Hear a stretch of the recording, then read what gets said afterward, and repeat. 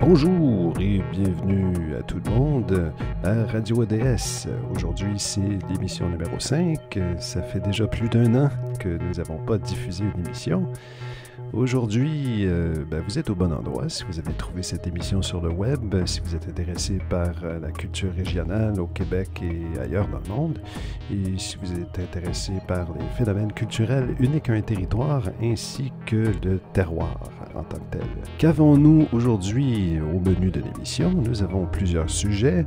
Vous allez voir que, bien que souvent on explore des sujets de différentes régions du Québec ailleurs dans la planète. Aujourd'hui, c'est une émission qui tourne souvent autour de la région de la capitale nationale et plus précisément même de la région de Québec. Mais pas exclusivement. Aujourd'hui, donc, nous allons parler en première partie des pertes nous avons connues cette dernière année, puisque ça fait déjà une année qu'on n'a pas diffusé d'émission, des personnalités reliées au monde gastronomique, au monde de l'art culinaire en général, de l'art culinaire typé, et qui nous ont quittés. On va donc traiter de ça. Et le sujet clou d'aujourd'hui, c'est, si vous n'avez pas déjà compris, c'est le giamoisan et le désastre total qui se passe autour de la question de la plus ancienne épicerie de l'Amérique du Nord, le fameux giamoisan, la très bientôt regrettée peut-être maison giamoisan. Donc nous allons traiter de ça. Il va y avoir aussi la chronique fantomatique qui explore un aspect défunt de notre culture et en revanche un aspect encore existant et bien vivant de notre culture. Et c'est une surprise, je ne vais pas vous le dévoiler à l'avance, ça va vous permettre d'avoir une petite découverte au courant de l'émission de radio. On a également une petite suggestion de livre qui est reliée aux marques et au terroir. Et c'est un livre quand même assez académique. Et ensuite, on va traiter de sujets dont on a déjà traité dans les numéros imprimés précédents du magazine État de splendeur, soit la crème des veaux de Charlevoix, un excellent producteur de veaux et maintenant de cuir également à la Malbaie dans Charlevoix, ainsi que, toujours dans la même région, dans la région de Charlevoix, ni plus ni moins, et sans conteste, sans aucun doute, la meilleure productrice de foie gras au Québec. Alors, pour celles et ceux qui ne connaissent pas État de splendeur, sachez que c'est une émission qui n'est pas née de la dernière pluie. En fait, l'émission de radio a commencé en 2009, même qu'il y a eu certains essais faits en 2008, mais officiellement a commencé à être diffusée sur les ondes FM de Québec, sur CKRL, les ondes de CKRL. C'était une émission qui a été très agréable à diffuser à partir de cette station de radio. Et ensuite, le site web lui-même a été lancé en 2010 et puis le magazine imprimé, lui, a été lancé en 2011. L'émission de radio a ensuite été transférée à Montréal sur les ondes de Radio Centre-Ville au 102,3 FM. Et puis ensuite, en 2015, a cessé de diffuser, mais nous diffusons encore à l'occasion quelques émissions sur le web cette fois-ci. Alors j'espère que vous allez apprécier l'émission d'aujourd'hui. Donc, pour commencer l'émission, comme à chaque fois, commençons avec les actualités.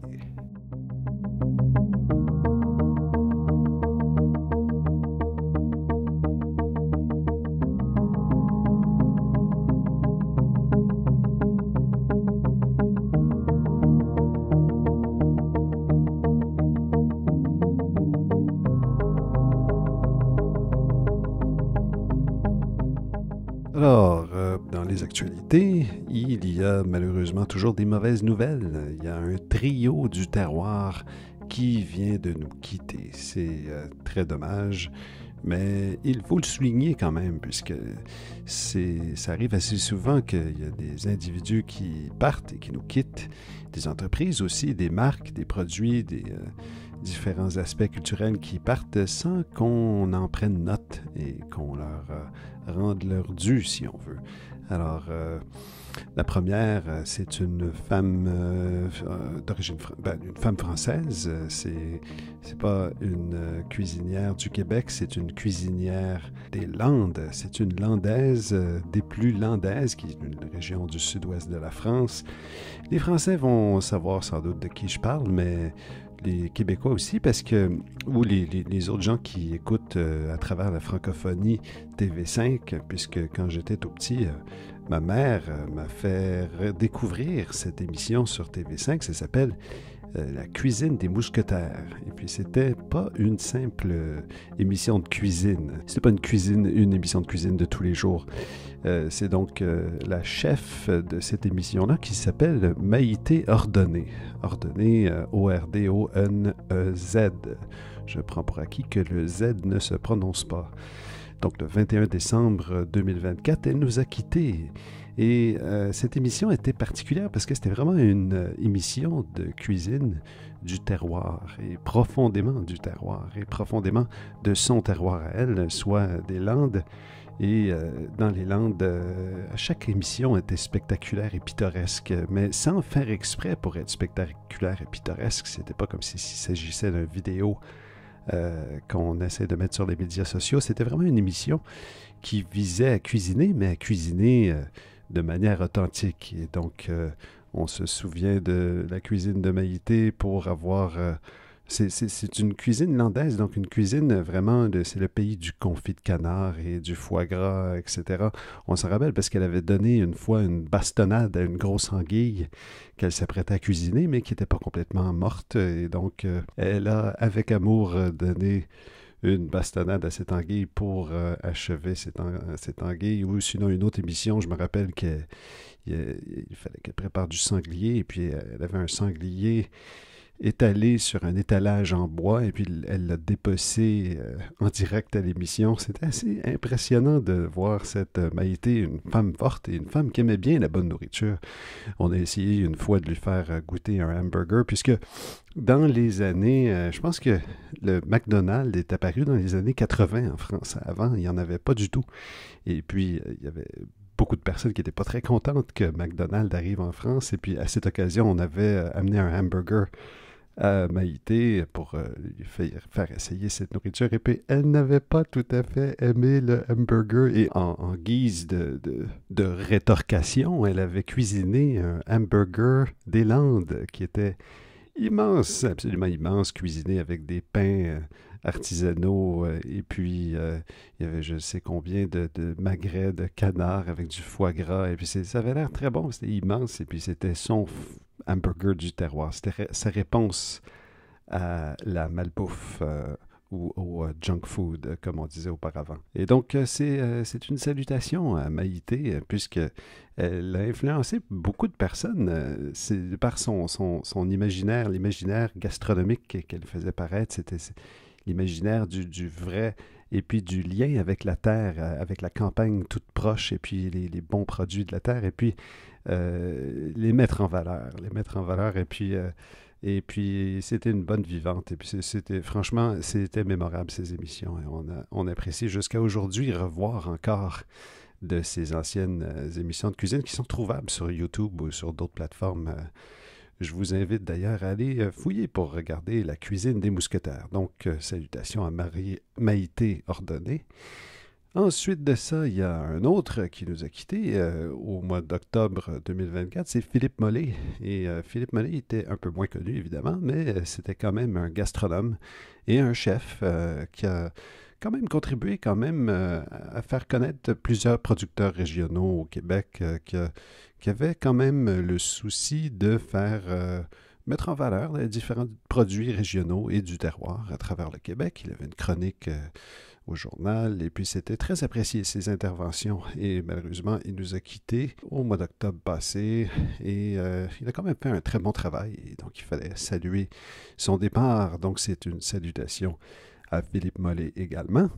Et aussi, troisième membre du trio à nous avoir quittés l'année passée, Daniel Pinard. Je ne sais pas si certains de vous ont connu Daniel Pinard, mais il s'agissait d'un gastronome. Oui, on peut vraiment lui donner un titre officiel de gastronome, puisque je crois que Daniel Pinard l'avait mérité, même s'il était en fait journaliste et sociologue de formation.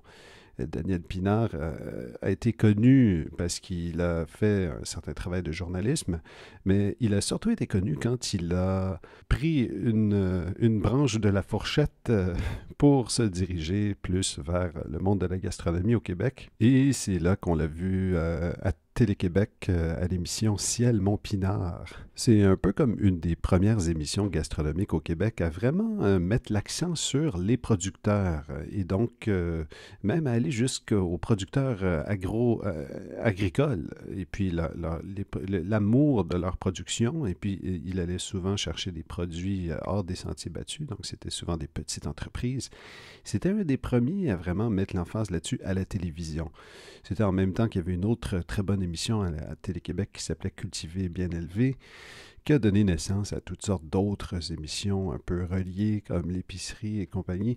Donc Daniel Pinard avait cette émission Ciel Montpinard et puis je me rappelle qu'il était vraiment passionné par ce domaine et puis il a même souvent défendu certains producteurs agricoles contre certains problèmes de réglementation, certains problèmes d'oubli de la part du public. Et il s'est servi de son émission pour vraiment aider ces causes-là. Et il a d'ailleurs été connu pour son livre, Les Pinardises de Daniel Pinard, qui s'est quand même vendu à plusieurs milliers d'exemplaires et c'était donc un très grand succès. Je l'ai d'ailleurs servi à l'époque quand je travaillais à la fromagerie Atwater et puis il était très, très, très intéressé à connaître des produits fermiers québécois qui étaient faits par un producteur où les vaches même résident. Et donc, si on peut simplement se rappeler de son émission par une anecdote, ce que je retiens de Daniel Pinard peut être illustré par une anecdote qui m'a été donnée par quelqu'un d'autre. Donc, ça me donne un petit peu le point de vue du public, comment il a... Puisque moi, j'étais déjà intéressé par le monde des produits régionaux et du terroir, etc., mais le public lambda, pas nécessairement. Et donc, une personne m'avait expliqué qu'elle avait vu une émission de Daniel Pinard. Elle avait été fascinée par ce phénomène-là et les phénomènes qu'il évoquait dans son émission, parce que c'était une émission, semble-t-il, où il allait à Saint-Basile-de-Portneuf, dans la région de la capitale nationale, Saint-Basile-de-Portneuf, où, à l'époque, il y avait la ferme Piluma. La ferme Piluma qui faisait, c'était Luc Mayou, si je me souviens bien, qui avait une fromagerie qui faisait le fameux fromage, le Chevalier Mayou, qui était un peu difficile à trouver au Québec. C'était très peu distribué, mais c'était un fromage qui était un petit peu, qui avait du caractère. C'était dans la même veine que les Munster et compagnie. Et il y avait aussi le Saint-Basile de Portneuf qui était fait là. Et donc, Daniel Pinard avait été sur place. Et étant donné que c'était un fromage fermier, le fromage est produit par les vaches qui habitent sur la ferme où est produit le fromage. La personne avait retenu un instant où le fermier avait fait goûter et sentir le foin de la terre de cette ferme à Daniel Pinard qui pouvait ressentir certaines propriétés organoleptiques et un peu saisir de quelle manière elle se traduisait après plusieurs transformations dans le fromage. Et elle trouvait cette notion-là très, très romantique et très intéressante, puisque c'est un peu, comme je le dis souvent, à l'intersection du subjectif et de l'objectif, le terroir. Et donc, Daniel Pinard a été une des premières personnes à la télévision, vraiment, au Québec, en tout cas, nous remettre ça en valeur. Et puis, ça a donné la puce à l'oreille à plusieurs compagnies, plusieurs producteurs et plusieurs acteurs du domaine, plusieurs commerces. Et ça a vraiment aidé toute l'industrie qui tourne autour des épiceries fines et puis des produits régionaux et des produits du terroir. Et c'est donc une salutation au départ de ce cher Daniel Pinard qui nous a quittés le 2 octobre 2024. C'est ainsi que nous pouvons voir que la relève, c'est capital, c'est absolument important de créer, de mettre l'effort et de faire, de se casser la tête avec le souci du bienfait pour créer des produits authentiques et aussi de transmettre cette passion-là pour la postérité, pour que ça puisse perdurer au-delà de nos très courtes vies. Comme on peut voir, la vie se termine assez rapidement et donc il faut saluer la vie de ceux qui se sont cassés la tête avant nous. Et il faut aussi se presser le pas pour faire des efforts pour amener notre part, pour, comme on dit au Québec, swinger la baquesse dans le fond de la boîte à boire. Et donc voilà, la transmission de cette passion du terroir est importante. Et ici, c'est la passion, mais pas dans le mauvais sens du terme, dans le sens illusoire qu'on peut retrouver dans certaines traditions orientales, mais c'est plutôt dans le sens désintéressé du terme passion.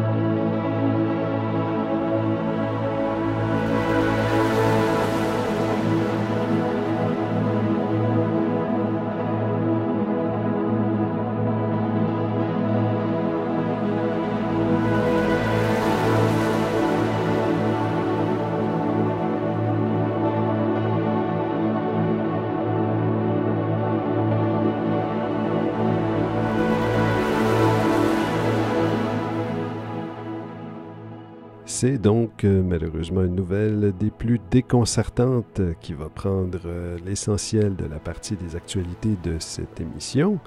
Et c'est en fait une nouvelle qui nous vient de la ville de Québec. C'est à propos du fameux Jean-Alfred Moisan, le J.A. Moisan, qui est une épicerie, une fantastique épicerie, qui malheureusement est en péril. Est en péril, le mot est faible. Alors, connaissez-vous la fameuse institution qu'est la Maison J.A. Moisan à Québec? Alors, pour ceux ou pour celles qui ne connaîtraient pas le J.A. Moisan, sachez que sur étatdusplendeur.com, nous avons réalisé, c'est un de nos premiers reportages que nous avons réalisé, puisqu'État du Splendeur est né à Québec. Nous avions fait un des premiers épisodes de notre série La poursuite de... Et c'était l'histoire du Jean-Alfred Moisan, un entretien avec le propriétaire de l'époque, un des 3 propriétaires de l'époque du J.A. Moisan. J'ai personnellement travaillé dans 6 fromageries dans 3 différentes villes du Québec et 3 épiceries fines.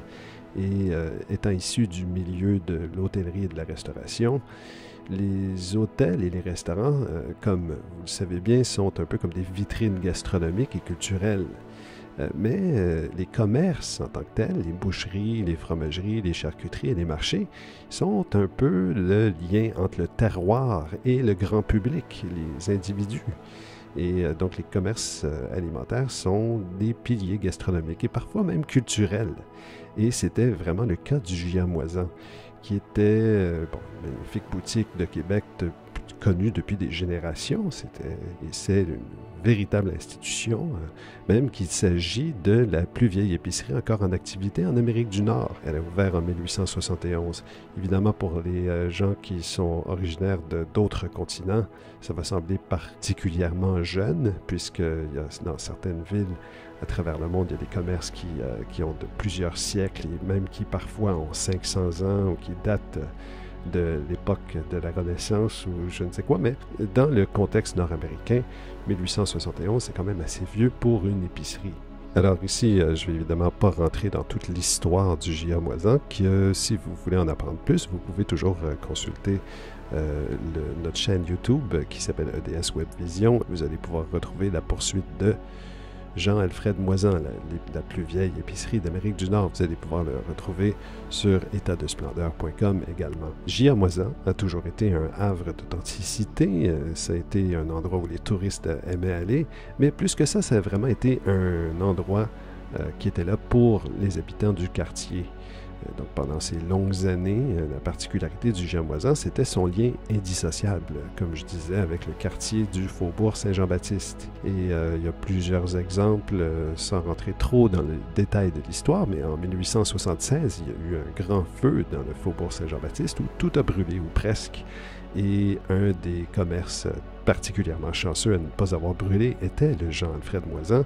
Comme plusieurs personnes étaient sans abri ou sans moyens, il les a aidés, il a offert de la nourriture et même il a fait crédit à plusieurs habitants et leur a permis de pouvoir subsister dans le quartier. Et on l'a vu, en fait, tout au long de son existence. Les gens du quartier venaient en même temps que les touristes qui visitaient la capitale extramuros. Et ça a toujours été possible d'y faire son marché et d'aller s'y procurer le nécessaire pour le petit déjeuner, le dîner et le souper. Pour les auditeurs français, le souper veut dire dîner. Et puis, c'est un peu devenu une institution avec une âme qui était incarnée dans ses murs. Si bien que dans les années 80, il y avait un des propriétaires qui avait essayé d'en faire une chaîne et de l'établir à Sainte-Foy, à Sillery, à Lévis. Et dans d'autres endroits, ça n'a malheureusement pas fonctionné, justement à cause du fait que c'était synonyme du Faubourg Saint-Jean-Baptiste, le Giamoisan. Et donc, l'âme du Giamoisan est très authentique et difficile à reproduire. Giamoisan, c'était aussi, en fait, particulier parce que c'était le symbole de la réussite de certains francophones dans un secteur commercial qui était souvent dominé par la minorité anglophone. Donc, c'était un des rares cas d'un francophone qui réussissait dans le monde des affaires. Suite à ça, le Giamoisan est passé de propriétaire en propriétaire au fil des générations. Ça a changé de différentes familles en ont été propriétaires et ont su dorloter l'entreprise puisque c'est devenu de fil en aiguille une entreprise patrimoniale et puis ils en étaient responsables. C'est une grande responsabilité de s'occuper d'un tel commerce qui amenait des denrées assez rares et puis qui même dans ses incarnations ultérieures avait même une cuisine en arrière et faisait de la production alimentaire. C'est souvent avec grande difficulté qu'ils ont dorloté cette entreprise, mais ils ont réussi. Mais malheureusement, les derniers propriétaires n'ont pas tout à fait réussi à faire perdurer cette entreprise. Alors, le Giamoisan, c'est un endroit assez spécial puisque la famille habitait au deuxième étage et puis en dessous, il y avait la boutique.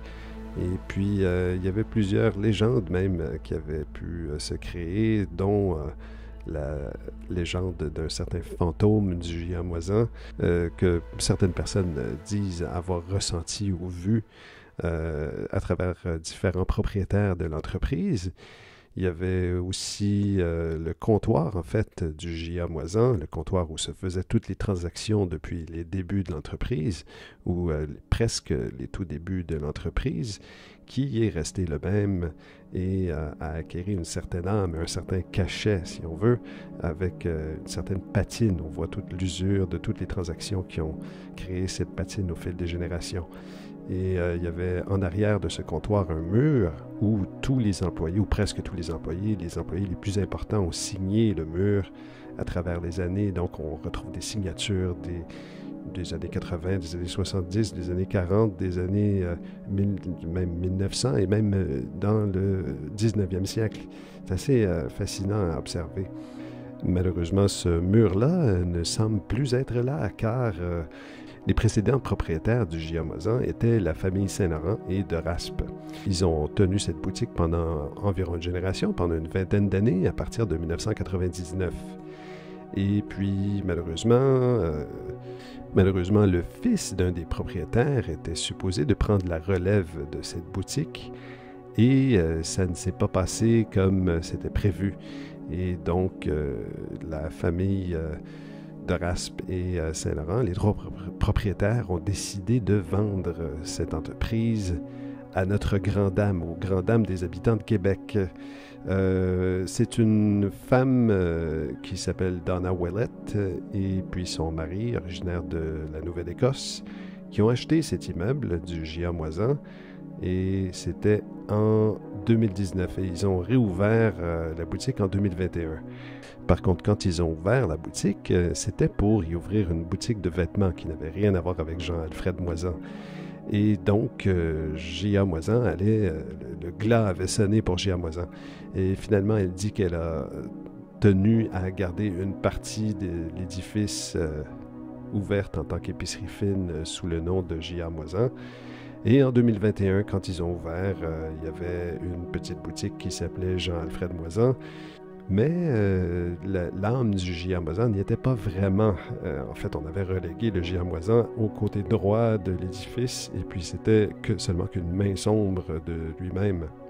Même que la propriétaire stipule que sa première intention était d'y implanter une boutique de vêtements. C'est donc désolant que la famille Saint-Laurent de Raspe a accepté de vendre à ses acheteurs, mais en même temps, ils étaient exténués. C'était très difficile, évidemment, on ne peut pas les blâmer.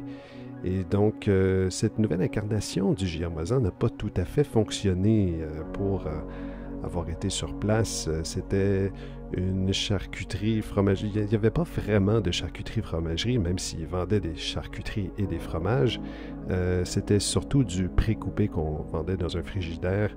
Et puis, c'était pas exactement la même atmosphère, ni même du tout la même atmosphère. Et par conséquent, la clientèle habituée du J.A. Moisan a délaissé en masse le Jean-Alfred Moisan pour se rabattre sur l'épicerie européenne, qui est toujours d'ailleurs aussi sur la rue Saint-Jean et qui elle aussi aurait pu fermer, mais a retrouvé un acheteur. Ça a été vendu par la famille Colarusso et puis ça a été racheté et donc c'est toujours en vie. Donc il y a au moins ce commerce-là qui perdure sur la rue Saint-Jean. On peut retrouver une charcuterie-fromagerie digne de ce nom et de la plus haute qualité d'ailleurs. Et voilà que nous en sommes avec une nouvelle des plus déplorables. La propriétaire Donna Willett vient juste de stipuler qu'elle allait fermer boutique et qu'elle liquidait tous les stocks du géant Alfred Moisan. Donc, normalement, si rien se passe, l'institution culturelle qui est le Jean Alfred Moisan fermerait. Et puis, ça se retrouverait à être une boutique de vêtements comme n'importe quelle autre boutique de vêtements qu'on retrouve dans la capitale, ce qui serait pas seulement dommage, ce serait scandaleux que ça ferme le Jean-Alfred Moisan. C'est un bijou culturel. Évidemment, si on compare avec d'autres contextes, c'est une histoire qui n'est pas si vieille que ça, mais pour la ville de Québec, ça représente quand même un certain bijou culturel. Et pas seulement pour la ville de Québec, en fait, même au niveau du Québec, ça représente un élément culturel doté d'une certaine importance, et même au niveau fédéral, le gouvernement du Canada, le ministère du patrimoine, devrait normalement réaliser qu'il s'agit d'une entreprise avec un certain bagage culturel significatif, et donc, normalement, il devrait avoir une certaine initiative pour le protéger au niveau gouvernemental. Malheureusement, ça n'a pas été fait, et puis l'entreprise est maintenant dans les limbes. Et la propriétaire stipule que c'est à cause du fait que, avec l'inflation, la population locale n'a plus le goût de dépenser pour des produits, des denrées de qualité ou des denrées d'épicerie fine. Malheureusement, ce n'est probablement point le cas. Selon ma perception, j'ai pu constater qu'une bonne partie de la clientèle s'est rabattue sur l'épicerie européenne dès que cette ombre du J.A. Moisan a réouvert en 2021. C'est donc dommage que ça n'a pas été transmis. Et donc, maintenant, il y a un gros problème à ce niveau-là, puisque la boutique risque de fermer dans les plus brefs délais. On a aussi blâmé le fait que les taxes ont doublé, et ça, c'est probablement un argument valide, puisque les taxes ont doublé, c'est plus de 70 000 $ par année quand même. Donc, il faut reconnaître que c'est effectivement hors de prix de telles taxes, un doublement de taxes en si peu de temps. C'est un peu ridicule, et puis on a piétonnisé tout le quartier, donc ce qui a fait de sorte que la clientèle qui venait autrefois en voiture et pouvait plus aisément se garer, il y en a au moins une partie qui ne peuvent plus venir, parce que c'est vrai qu'il y avait une clientèle qui venait à pied, qui était dans le quartier, mais il y avait aussi une clientèle qui vivait en périphérie du quartier, qui venait en voiture, et c'est quand même non négligeable. Et les touristes qui venaient n'étaient pas, quand ils venaient après 2021, n'ont pas été saisis par la même âme du giamoisan parce que le giamoisan n'était pas du tout la même chose qu'il était auparavant. Il y avait une cuisine autrefois en arrière qui faisait de la production alimentaire, il y avait des produits giamoisans, il y avait une bière giamoisan, il y avait aussi des produits artisanaux, des produits non alimentaires, des produits importés, des produits fins, une certaine musique, une certaine atmosphère qui n'a pas du tout été reconduite lors de la dernière incarnation du giamoisan que nous avons pu voir. La propriétaire dit qu'elle est ouverte à ce que d'autres prennent le relais et fassent continuer le giamoisan, mais par contre, elle veut demeurer propriétaire et louer à ceux qui feraient perdurer le giamoisan. Et ça me semble un peu comme une opération presque absurde, presque impossible. Et donc, on voit très difficilement comment le giamoisan pourrait perdurer. Et c'est un scandale total. C'est absolument inacceptable que le giamoisan ferme comme ça. Je ne comprends pas qu'on puisse laisser aller le giamoisan comme ça. Premièrement, comment est-ce que on aurait dû se poser la question quand la clientèle a délaissé le giamoisan, quand il y a eu l'ombre du giamoisan qui a réouvert en 2021 et aussi maintenant que le giamoisan, on menace de le fermer, ou en fait c'est tout comme si c'était fermé.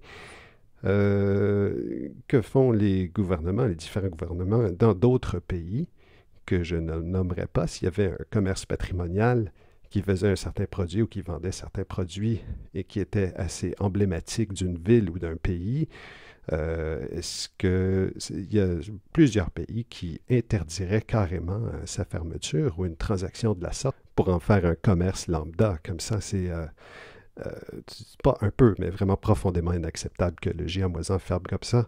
Et c'est facile de mettre le blâme sur les taxes. Et c'est sûr que les taxes sont en fait, il devrait avoir une exception municipale pour les taxes pour des commerces patrimoniaux de la sorte ou des institutions. C'est vrai, effectivement, mais c'est aussi très déplorable que la grosse partie de la boutique avait été effacée lors de sa réouverture. Et donc, c'est peu étonnant que le géant Alfred Moisan soit au point de fermer. Et puis, on risque de retrouver absolument rien de ce que cette plus vieille épicerie d'Amérique du Nord a été pendant des générations. C'est vraiment déplorable, c'est profondément déplorable. Et pour y avoir travaillé il y a quelques années, c'est très triste. C'est profondément triste, non seulement pour moi, mais pour les générations futures qui ne pourront jamais connaître ce lien avec le passé, avec l'histoire de Québec, l'histoire gastronomique de Québec et l'histoire commerciale de Québec, l'histoire du Faubourg Saint-Jean-Baptiste. C'est un bijou qui nous file entre les doigts comme ça à cause d'un certain délaissement ou d'une certaine inattention ou d'un manque d'effort qui a été investi dans le Jean-Alfred Moisan. On n'a pas à essayer de pointer le doigt, mais c'est très déplorable, la perte du giamoisan. J'espère que ça va pouvoir perdurer, mais ce n'est point sûr. C'est pour ça que c'était nécessaire de mentionner l'existence du giamoisan et son caractère patrimonial et emblématique pour la ville de Québec. C'est très dommage. La disparition du giamoisan dans le Faubourg Saint-Jean-Baptiste, c'est un peu l'illustration de la Airbnbisation du quartier et de tout le centre-ville de Québec, dans le fond. Et c'est inacceptable. Je ne sais pas s'il y a moyen de faire perdurer le giamoisan, mais c'est une situation très difficile et il fallait le mentionner. Voilà.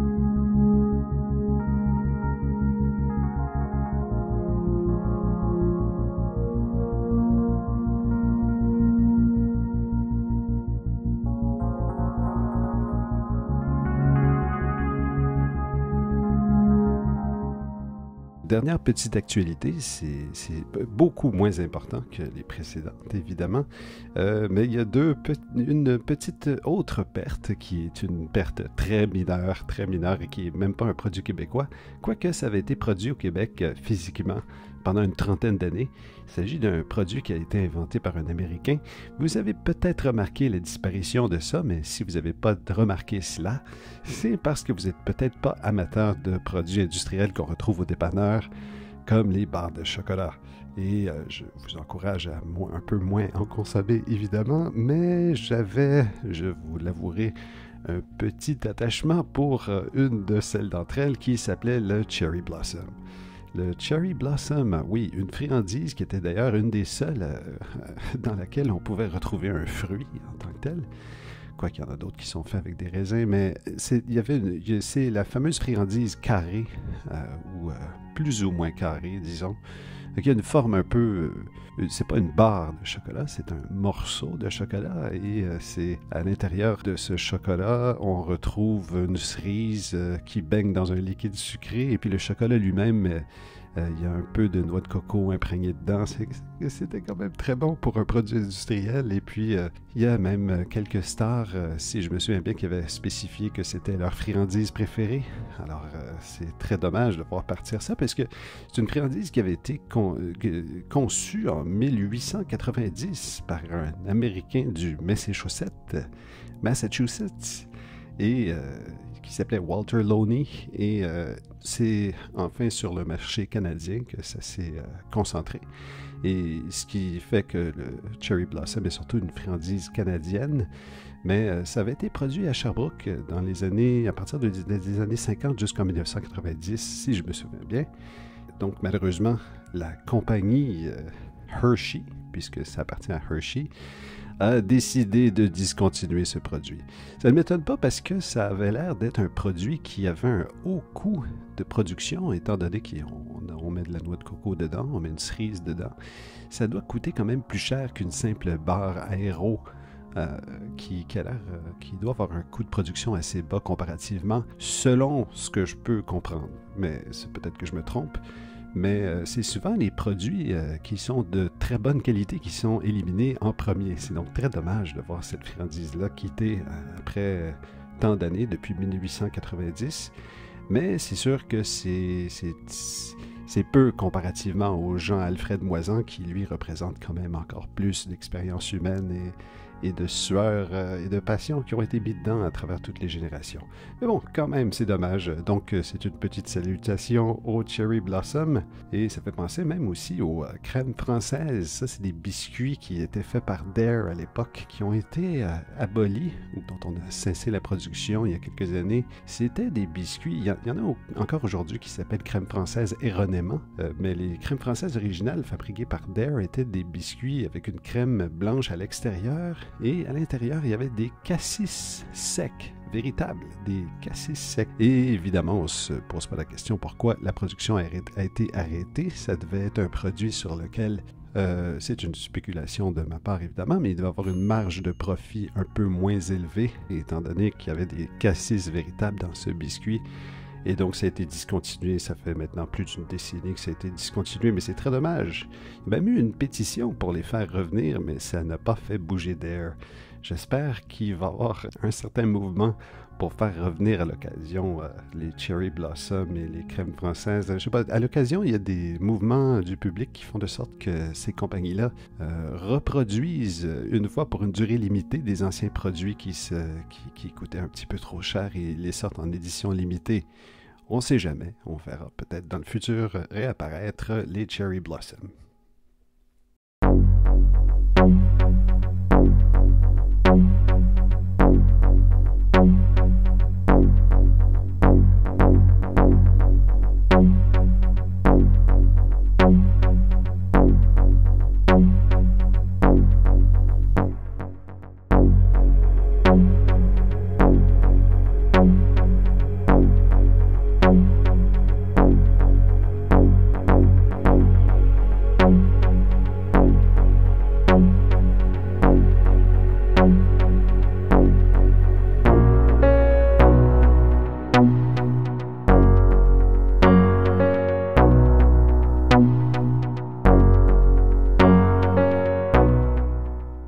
Alors, dernièrement, qu'est-ce qu'on a pu voir sur le site d'État du Splendeur? On a pu voir, il y a eu le temps des fêtes qui vient de se passer il n'y a pas très longtemps. Donc, qui dit le temps des fêtes dit le palmarès EDS des tables du Réveillon. Et c'était donc le palmarès EDS des tables du Réveillon 2024-2025.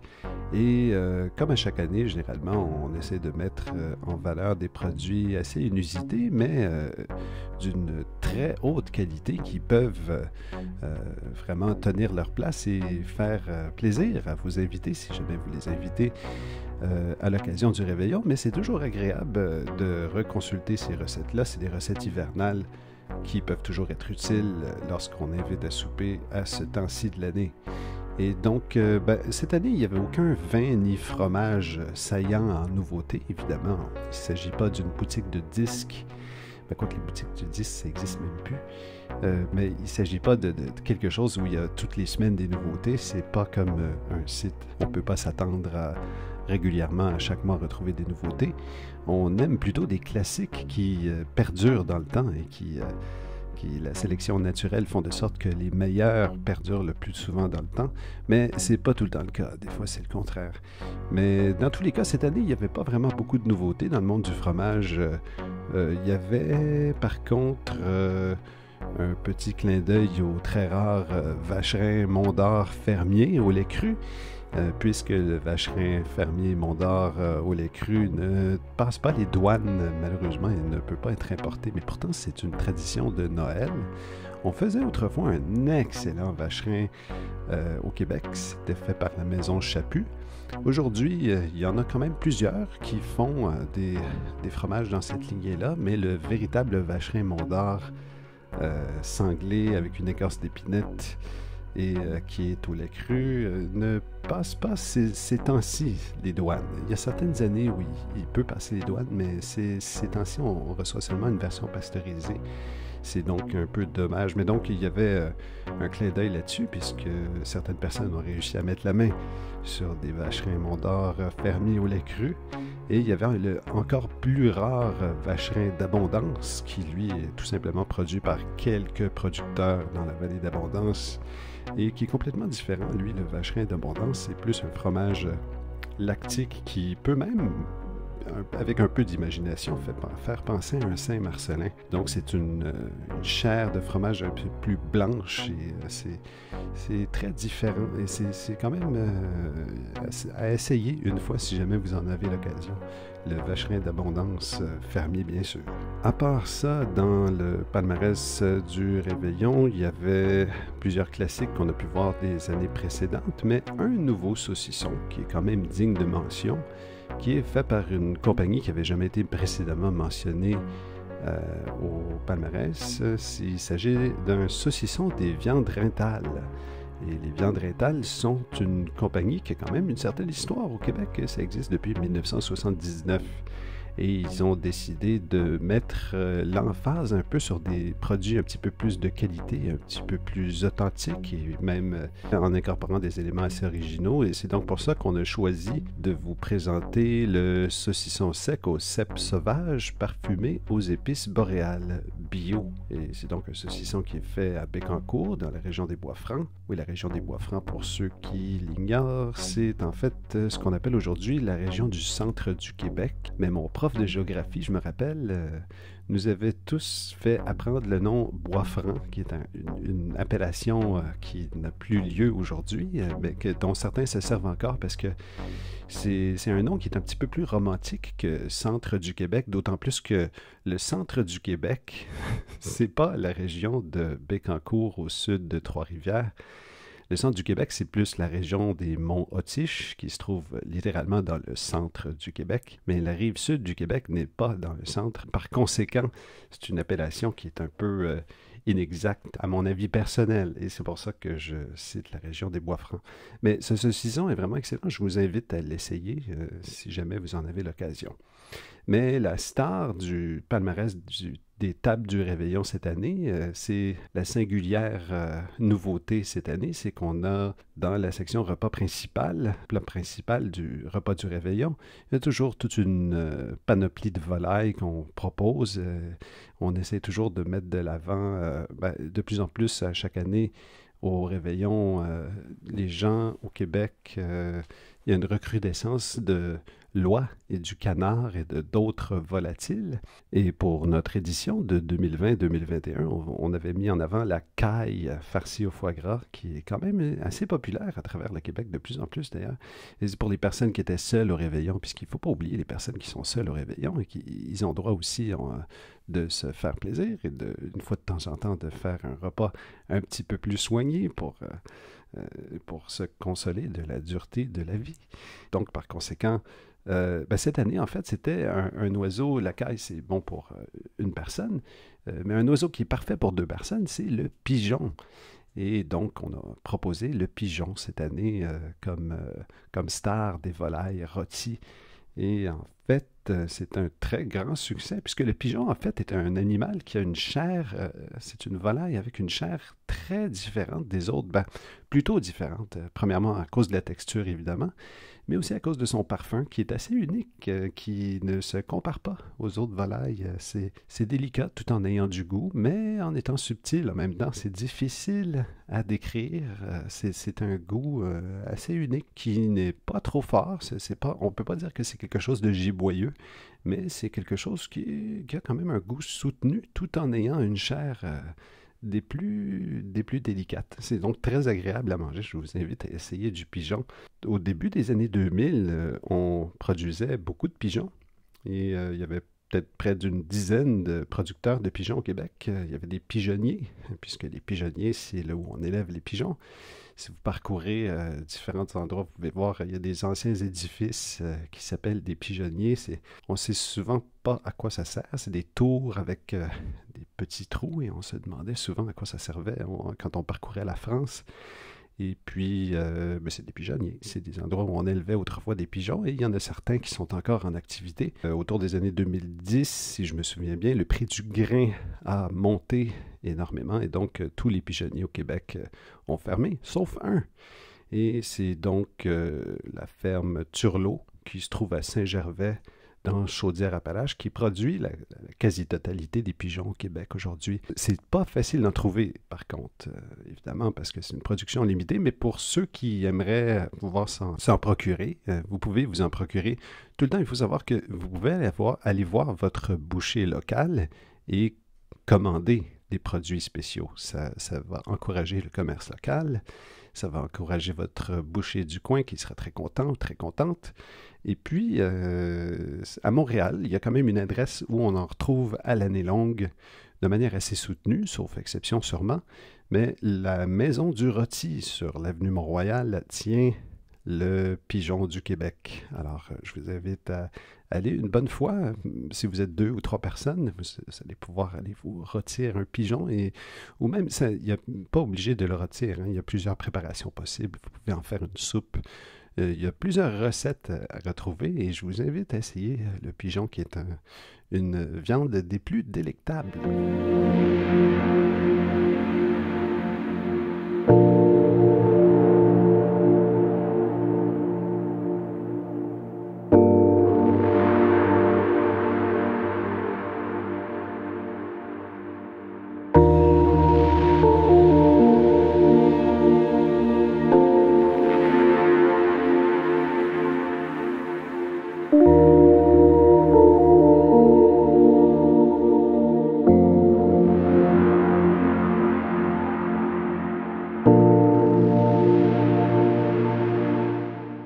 Nous arrivons déjà à la période de la chronique fantomatique. La chronique fantomatique, pour ceux qui ne le savent pas, c'est une chronique qui célèbre un aspect défunt de notre culture et c'est une salutation en rétrospective à quelque chose qui a le mérite de devoir être célébré, qui a le mérite d'être souligné du moins. Et donc, aujourd'hui, souvent c'est des entreprises ou des individus qui ont fait un apport culturel significatif dans le monde de la gastronomie ou d'une culture patrimoniale qui est un peu unique à une région. Et généralement, cette chronique fantomatique, il y a un acteur ou une entreprise qui est défunte, mais c'est accompagné d'une entreprise qui est toujours en vie. Alors, Voilà, allons-y pour la chronique fantomatique de l'émission 5. Et aujourd'hui, nous avons pour vous le W.E. Bégin. Le W.E. Bégin. Pour ceux qui habitent à Québec, ça va peut-être vous faire allumer une petite ampoule électrique ou DEL dans la tête, puisque cette histoire n'a pas très bien terminé. C'est dommage, mais il ne faudrait pas faire de sorte que cette histoire efface tout le prestige qu'a connu le W.E. Bégin à travers les années. Alors, le W.E. Bégin, c'est une boucherie qui a vu le jour en 1904. Alors, c'était une boucherie plus que centenaire quand ça a fermé, malheureusement.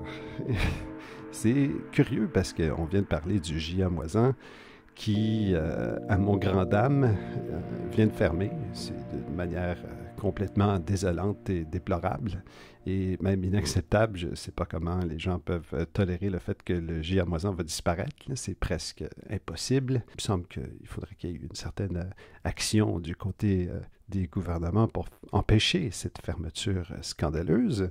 Mais sachez qu'avant le J.A. Moisan, il y avait un autre endroit qui a fermé de la même manière. Un peu, pas exactement de la même manière, mais avant de vous parler de sa fermeture, je vais vous parler du Bégin en tant que boucherie de qualité. Ça a été une boucherie pendant plusieurs générations sur la rue Saint-Jean qui offrait toutes sortes de produits, réputé pour son veau hors pair, et puis ils avaient leur propre recette de croton qui était très appréciée dans le coin. Et c'était une compagnie qui a appartenu à la famille Bégin, puis ensuite, après plusieurs décennies, ça a été racheté par 5 employés et quelques-uns sont décédés, puis ensuite il y a une employée qui a pris toutes les parts. Et ce qui faisait la réputation du W.E. Bégin, c'était la proximité avec le quartier encore. Les gens du quartier Saint-Jean-Baptiste, le faubourg Saint-Jean-Baptiste, les gens allaient acheter leurs produits de boucherie là-bas, leur jambon et puis leur veau, leur bœuf et leur agneau, etc. Et ils faisaient aussi des produits cuisinés qui étaient très bons et qui m'ont moi-même dépanné pendant plusieurs occasions, là où je n'avais pas la possibilité de cuisiner. Ça a été très apprécié. Le W.E. Bégin était vraiment une très bonne boucherie qui m'a aidé à faire mes premiers ragoûts. Faire un bon ragoût, c'est très difficile. C'est tout un exercice. Et puis maîtriser son ragoût pour en faire une recette qu'on pourra donner à sa descendance, ça se fait pas du premier coup. Moi, j'ai dû faire au moins 10 ragoûts avant de réussir, de pouvoir affirmer que je sais comment faire un ragoût potable. Et ensuite, si on veut maîtriser le ragoût, là, ça prend plusieurs années. Mais dans tous les cas, c'est grâce à leur jarret que j'ai pu apprendre à faire un ragoût. Le produit qui singulièrement faisait leur réputation, c'était leur jambon fumé. Tout le monde connaissait le jambon fumé. À une certaine époque, les gens faisaient la file sur la rue Saint-Jean à l'époque de Pâques, puisqu'il y avait souvent les gens ils font un agneau de Pâques ou un jambon de Pâques. Ce qui faisait sa particularité, c'était que ce jambon était lentement fumé, et puis c'était surtout un jambon qui provenait d'une production excellente. Alors, premièrement, il faut que ça parte d'un porc qui est excellent, une très bonne coupe, et puis aussi, ils avaient leur propre recette un peu particulière. C'était fumé sur place. Ils avaient leur propre fumoir. Mais aussi, c'était l'irrigation du jambon, puisque ce jambon-là était irrigué avec une saumure, et puis on soupçonne avec un bouillon, mais ça, va-t-en savoir, c'est une recette secrète. Ils irriguaient ça, mais pas à la manière de la plupart des jambons qui sont piqués avec une saumure, il y a une machine qui pique le jambon et la saumure rentre dans le jambon. Non, ils prenaient les boyaux naturels de l'animal, et puis ils irriguaient leur mixture secrète dans le jambon à travers les boyaux de l'animal, ce qui fait de sorte que ça se rendait dans les plus fins recoins de cette viande et ça humectait le jambon d'une manière sans pareille. Et c'était donc très apprécié comme jambon, même que ce jambon était un petit peu emblématique de Québec, puisqu'on n'en retrouvait pas vraiment de la sorte à Montréal. C'était assez unique à Québec. C'est pour ça que les gens en faisaient la file, et on en a donc parlé lors de notre article « 12 objets qui racontent la ville de Québec ». Vous allez pouvoir le retrouver sur le site d'État du Splendeur. C'est 12 objets qui ont été sélectionnés de l'histoire de Québec, qui un peu reflètent un peu l'âme de Québec. Et le jambon du W.E. Bégin était un de ces objets-là. Donc, c'est dommage de voir aujourd'hui que ça s'est terminé. C'est qu'à un moment donné, quelqu'un est venu faire une offre à la propriétaire du J.A. Moisan, du W.E. Bégin, et elle a accepté de vendre. Et cet individu, que je ne nommerai pas puisqu'on ne veut pas non plus pointer les doigts sur les responsables de ces fermetures-là, mais c'est quand même assez déplorable, c'est que le propriétaire a voulu tout détruire l'édifice où se trouvait le W.E. Bégin pour faire un projet de condominium. Et puis, c'était un investissement immobilier, encore une fois. Sauf que lui pensait faire survivre le W.E. Bégin, mais il l'avait déménagé dans l'arrondissement de Sainte-Foy, à la place de la Cité. Et j'avais été, en fait, cette année-là pour constater un peu, la boucherie avait effectivement continué. C'était dans le sous-sol de la place de la Cité, et puis ils étaient bien installés. Ils faisaient encore une production qui était digne du W.E. Bégin, mais malheureusement, c'était pas lié à l'histoire du quartier. Donc, les gens n'avaient pas l'habitude de venir tout le temps s'approvisionner au W.E. Bégin. Ils pensaient que c'était juste un commerce comme un autre.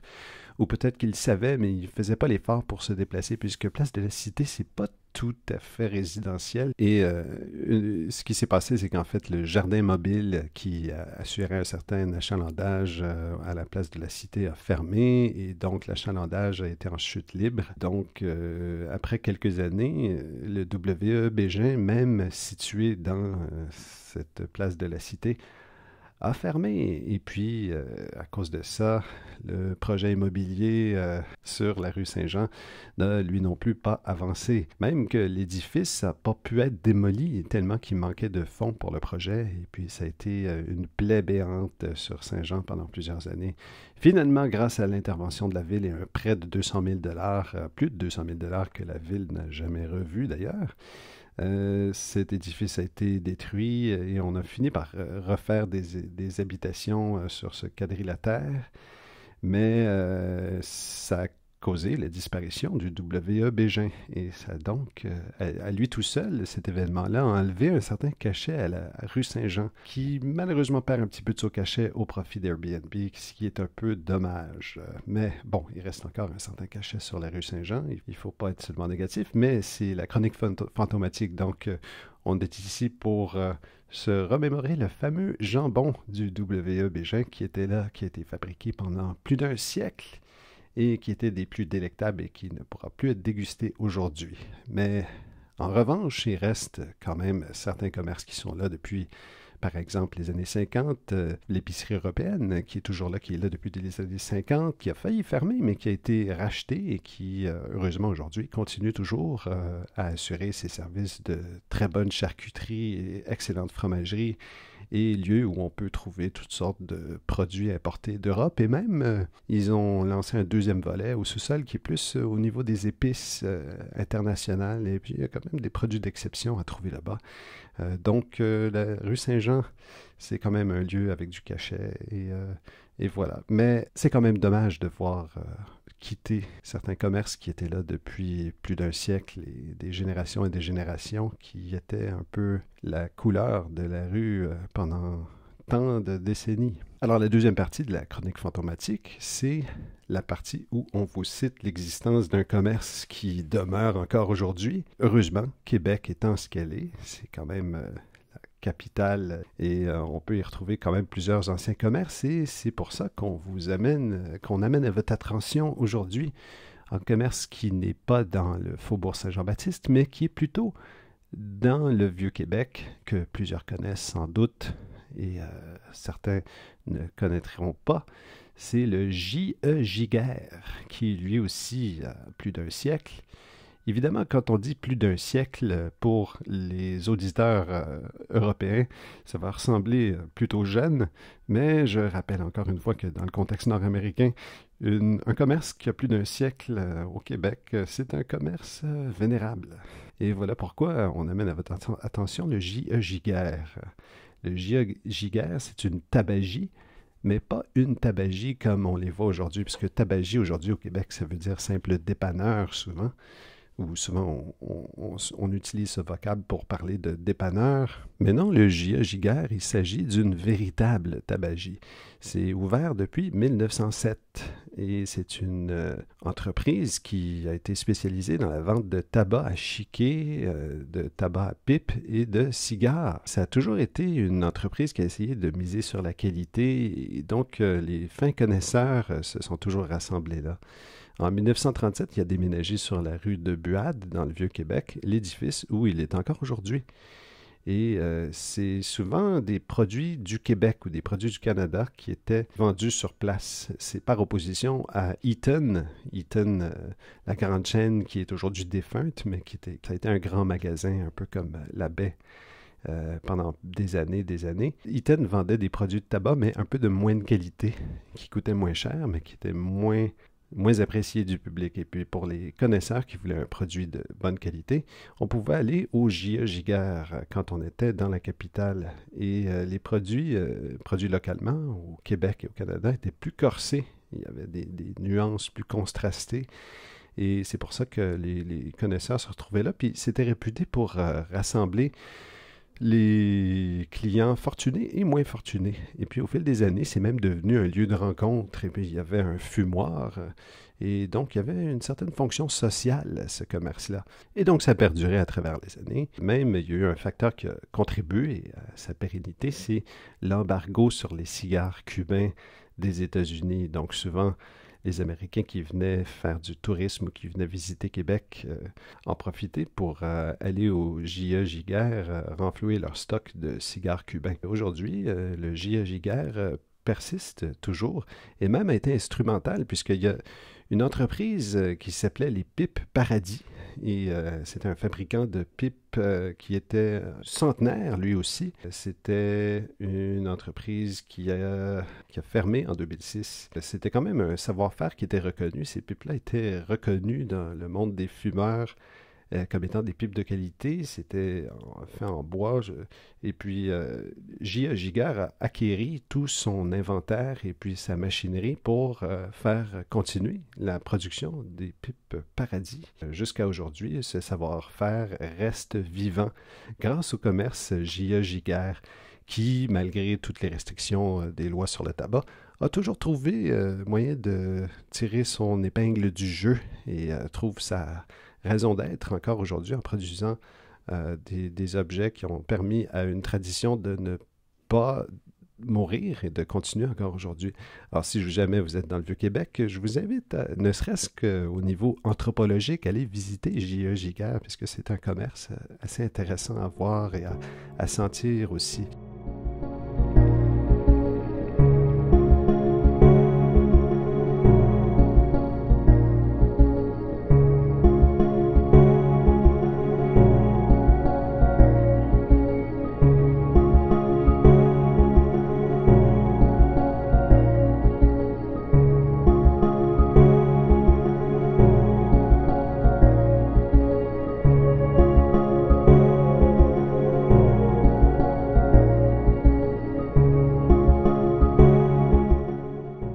Alors, c'est comme ça qu'il n'y a pas seulement des mauvaises nouvelles à cette émission-ci, il y a aussi des bonnes nouvelles. Le J.E. Giguère a su faire perdurer une certaine tradition au fil des ans, et il y a quand même certains commerces sur la rue Saint-Jean qui perdurent.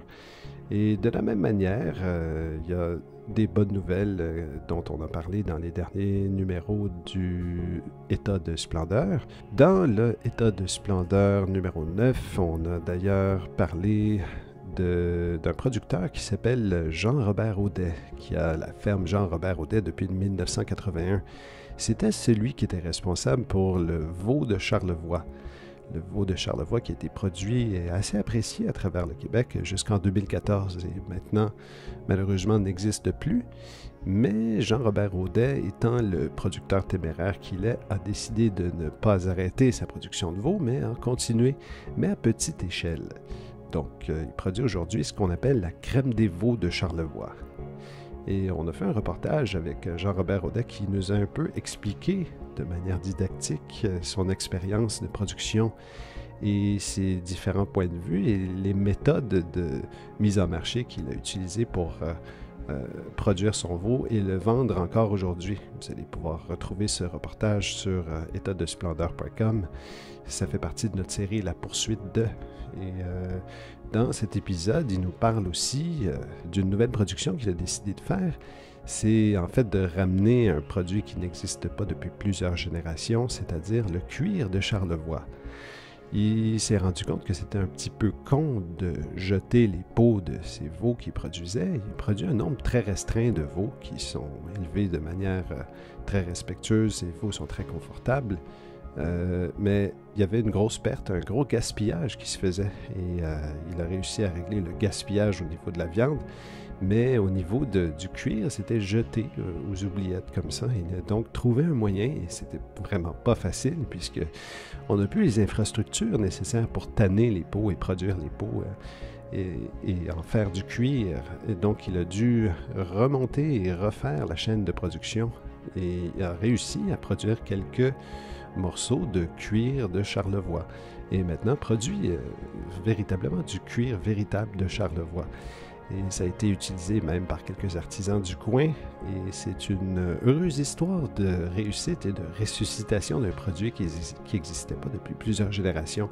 Et il y a certains artisans de cuir du Québec qui recherchaient depuis plusieurs années à travailler avec du cuir québécois.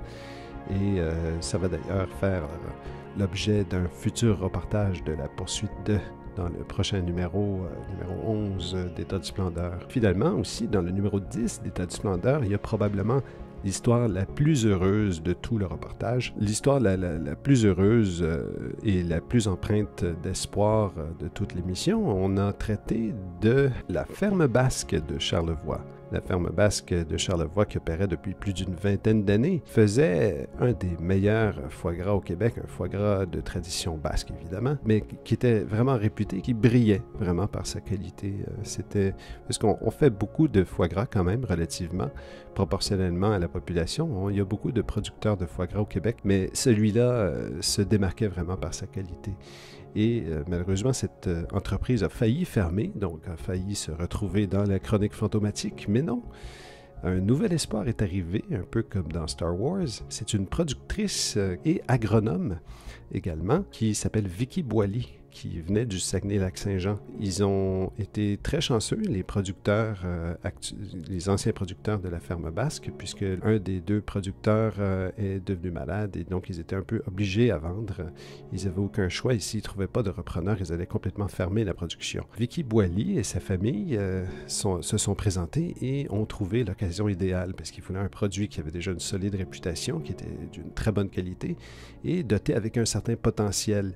Et eux, avec tout leur savoir-faire, ont repris l'entreprise en 2022, ont vraiment pris le temps pour absorber la transmission du savoir-faire hors pair des producteurs, des anciens producteurs de foie gras, et ont bien intégré toutes les recettes et les manipulations, et puis les méthodes d'élevage, même les traditions secrètes de production du foie gras de la ferme basque. Ils produisent du foie gras, mais ils produisent également du canard en tant que tel, du magret de canard, mais aussi du canard non gavé, du canard mulard et du canard de Barbarie. Aujourd'hui, l'entreprise continue vers le futur et cette entreprise a donc fait également l'objet d'un de nos reportages dans la série La Poursuite de, que vous allez pouvoir retrouver sur étatdesplendeur.com. Quand je suis venue ici, moi je suis venue avec mon œil d'agroéconomiste en devenir, puis dans mon expérience j'ai travaillé quelques années avec des groupes conseils agricoles pour aider les producteurs à faire avancer leur entreprise.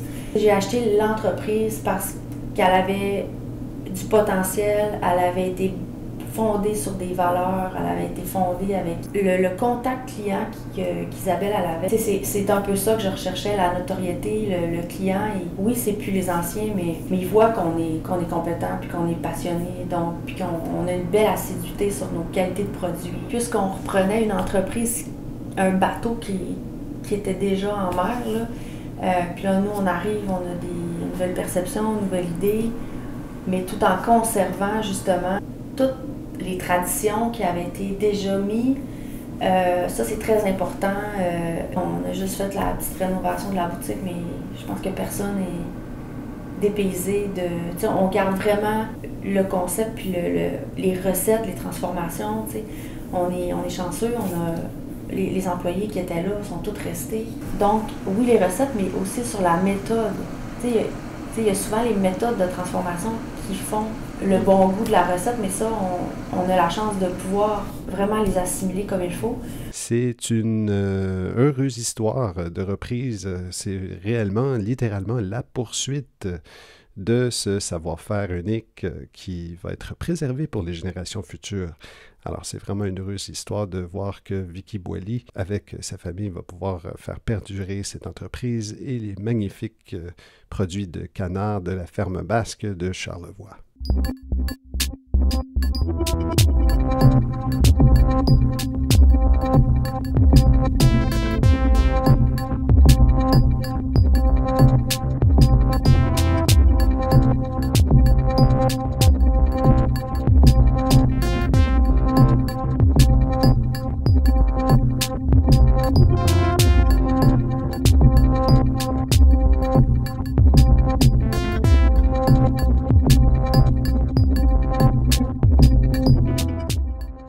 Alors, qu'est-ce qui reste à venir dans les prochains numéros d'État de splendeur?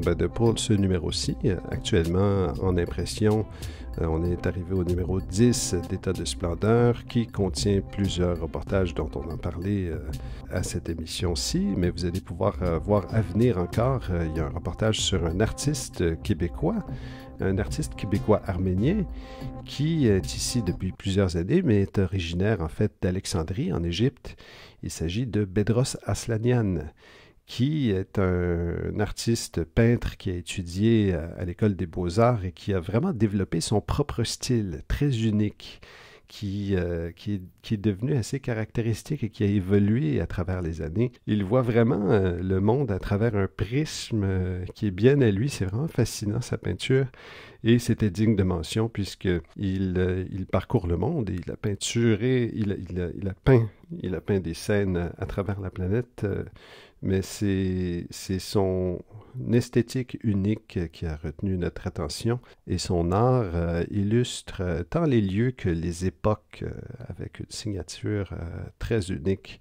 Et c'est un artiste déjà très connu à travers le monde, mais qui mérite d'être encore plus connu dans le Québec pour sa perspective dotée d'une esthétique splendide. Ses peintures sont dotées d'une splendeur certaine. Donc il va y avoir un reportage de profil artistique sur Bedros Aslanian.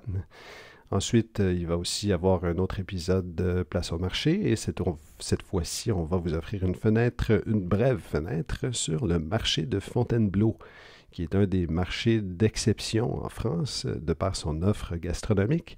Et c'est aussi un marché qui a une certaine histoire, une très longue histoire même, digne de mention. Et voilà pourquoi on a choisi le marché de Fontainebleau pour un autre épisode de Place au marché. Et plus loin que ça, dans les prochains numéros d'État de splendeur, on va voir aussi un autre reportage de la poursuite de, et cette fois-ci, il s'agira d'un artisan de cuir, et ça sera la poursuite de son atelier de cuir, puisque c'est en fait le premier reportage de la poursuite de que nous avons fait, c'était le reportage sur l'atelier de cuir Saint-Jean-Baptiste. C'était justement un autre élément du faubourg Saint-Jean-Baptiste. C'était un atelier de cuir, un artisan bourrelier qui a étudié pendant des années dans le domaine et qui fait des créations assez uniques et authentiques. Il était dans le quartier pendant plusieurs années, pendant plusieurs décennies, et malheureusement a déménagé. Et plusieurs personnes pensaient qu'il avait fermé, mais non. Il avait plus d'un tour dans son sac et aujourd'hui a remis sur pied son atelier de plus belle même. Il est toujours établi dans la région de la capitale, mais plutôt dans la région de Port-Neuf. Et aujourd'hui, il est établi depuis plusieurs années dans Sainte-Christine d'Auvergne. Et il a ouvert un magnifique atelier où il continue ses productions de plus belle et c'est vraiment impressionnant à voir. C'est vraiment impressionnant à voir la poursuite de son travail et de ses installations. Donc, la poursuite de va faire un nouveau reportage sur la continuation du travail de Mathieu Néron, artisan cuir de Sainte-Christine d'Auvergne. Voilà, c'est ce qui complète l'émission État de splendeur numéro 5 pour aujourd'hui. J'espère que vous avez apprécié l'émission. Si vous avez apprécié, vous pouvez toujours nous laisser un commentaire et il nous fera plaisir de vous répondre. Et c'est Patrick Assicane qui vous souhaite une très bonne saison et qui vous dit à la prochaine. Au revoir.